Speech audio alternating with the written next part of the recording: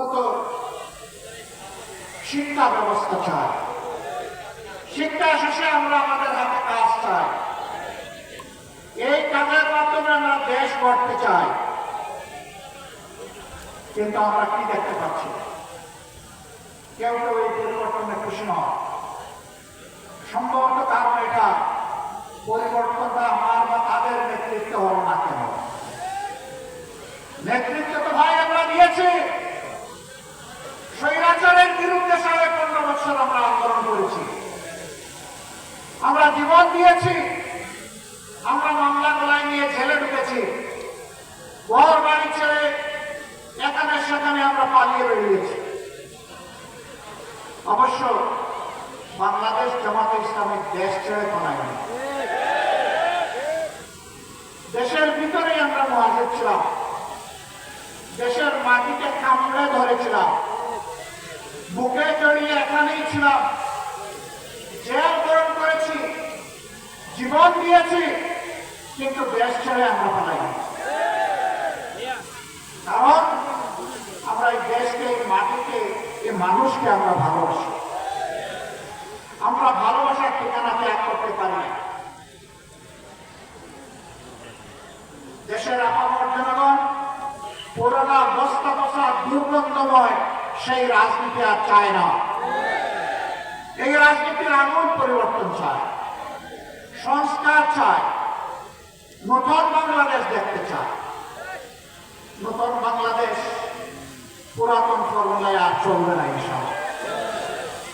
নতুন বাংলাদেশ চলবে নতুন ফর্মুলায়। সেই নতুন ফর্মুলাটা কি?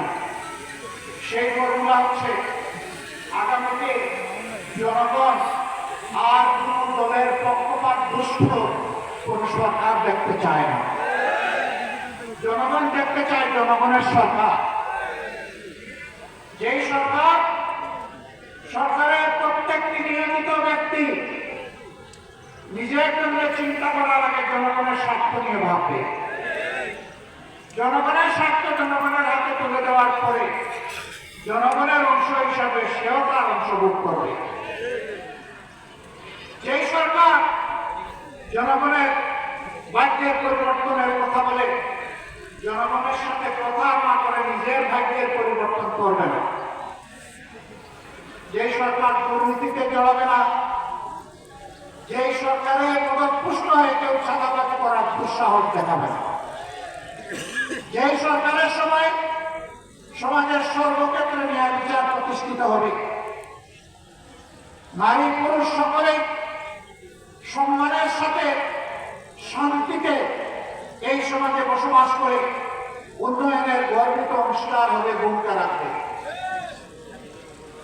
পুরুষরাও রাখবে, নারীরাও রাখবে, নিরাপত্তা এবং সম্মানের সাথে রাখবে। এই নতুন ব্যবস্থাপনা বাংলাদেশের জনগণ দেখার জন্য মুখিয়ে আছে। আগামী ফেব্রুয়ারিতে রোজার পূর্বে যে নির্বাচন ইনশাআল্লাহ অনুষ্ঠিত হবে, সেই নির্বাচনে জনগণ যাদের কর্মসূচি সমর্থন করে, যাদের বক্তব্যে আস্থা রেখে তাদেরকে বাছাই করে নিলে আমরা তাদেরকে অভিনন্দন জানানোর জন্য এখন থেকে প্রস্তুতি নিচ্ছি। যদি আমাদের দলকে জনগণ বেছে নেয়, আমরা সকল রাজনৈতিক দল এবং শক্তিকে আহ্বান জানাবো, আপনারাও আমাদেরকে সমর্থন দিবেন, অভিনন্দন জানাবেন এবং আপনাদেরকে সাথে নিয়ে আমরা দেশ গড়ব ইনশাআল্লাহ। কেউ কেউ ইতিমধ্যে বলেছেন তারা বেশিরভাগ বিরোধী সকল দলকে সাথে নিয়ে যদি তারা নির্বাচিত হন তাহলে সরকার গড়বেন ইল্লা জামাতে ইসলামী, জামাতে ইসলামী ছাড়া। আমরা তাদেরকে বিনয়ের সাথে বলবো, জনগণ যদি মহান আল্লাহর ইচ্ছায় আমাদেরকে নির্বাচিত করে ইনশাআল্লাহ আমরা আপনাদেরকে বাদ দিব না, সবাইকে সাথে নিয়ে আমরা দেশ গড়বো ইনশাআল্লাহ। আমরা বিভক্ত জাতি আর দেখতে চাই না। জাতিকে যারা বিভক্ত করে তারা জাতির দুশ্মন। আমরা ওই দুশ্মনের রাজনীতির চাষ আর বাংলাদেশে হতে দেব। কিছু লোক প্রপাগান্ডা ছড়ায়,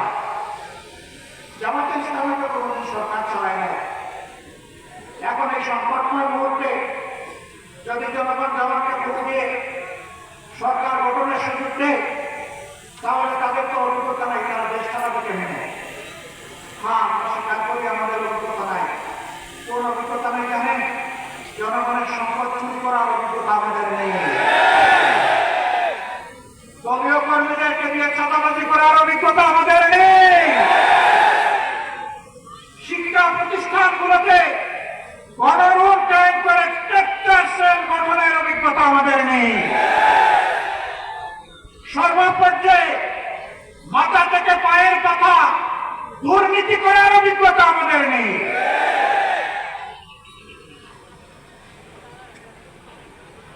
আমরা ক্ষমতায় যাইনি ঠিক আছে, কিন্তু 5 বছরের জন্য আমরা ছিলাম ক্ষমতার ছোট্ট অংশীদার। 2001 থেকে 2006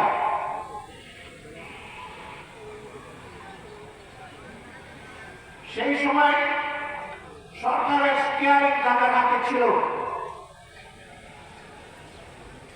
তারা দেশকে সুশাসন দিতে ব্যর্থ হয়েছে। সেই সময় দেশ 4বার দুর্নীতিতে বিশ্ব চ্যাম্পিয়ন হয়েছিল, কিন্তু আমাদের শেষ মেহরবানি বাংলাদেশ জামাত ইসলামের সেই সময়কার সম্মানিত আমিরে জামাত, সেক্রেটারি জেনারেল, এই 2 জন মন্ত্রী ছিলেন। 3টা মন্ত্রণালয় তারা সেবা দান করেছেন জনগণকে। তাদের শাসনামল শেষে অনুবীক্ষণ যন্ত্র দিয়ে, টেলিস্কোপ দিয়ে তাদের কোন দুর্নীতির ষড়যন্ত্র ছিল কিনা তা আবিষ্কার করার জন্য বিভিন্ন মহল চাকরি করেছিল। আলহামদুলিল্লাহ, দুর্নীতির একটা স্পর্শে দানাও তারা আবিষ্কার করতে পারে নাই। এই 2 মন্ত্রীর 4টা হাতের 20টা আঙ্গুল আল্লাহ তাআলা সম্পূর্ণভাবে পরিচ্ছন্ন রেখেছিলেন। তারা প্রমাণ করেছে এই 2টার সাথে আরো 10টা মন্ত্রণালয় যদি জামাতে ইসলামের লোকেরা পরিচালনার সেবা দেওয়ার সুযোগ পেতেন, তাহলে 12টা মন্ত্রণালয় একই ধরনের পরিচালিত হতো, জনগণ উপকৃত হতো। তাদের এই সাফল্য থেকে যারা দুর্নীতিবাজ, যারা এই দেশের কল্যাণ চায় না, তারা শঙ্কিত হয়ে পড়েছিল।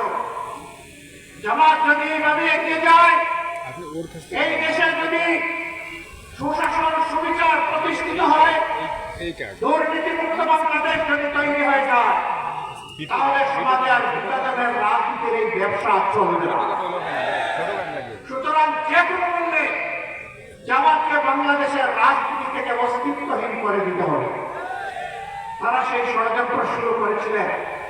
15.5 বছর ষড়যন্ত্রের বাস্তবায়নে এমন কোন পদক্ষেপ নেই যা তারা নেননি। কিন্তু তাদের পুরো দুঃশাসনের সামনে, জুলুমের সামনে, অন্যায় আবদারের সামনে মহান আল্লাহ রাব্বুল আলামিন সাক্ষী, বাংলাদেশের 18 কোটি মানুষ সাক্ষী, বিশ্ববাসী সাক্ষী। জামাতে ইসলামের নেতৃবৃন্দ তো দূরের কথা, সাধারণ একজন সমর্থক মাথা নত করে নাই।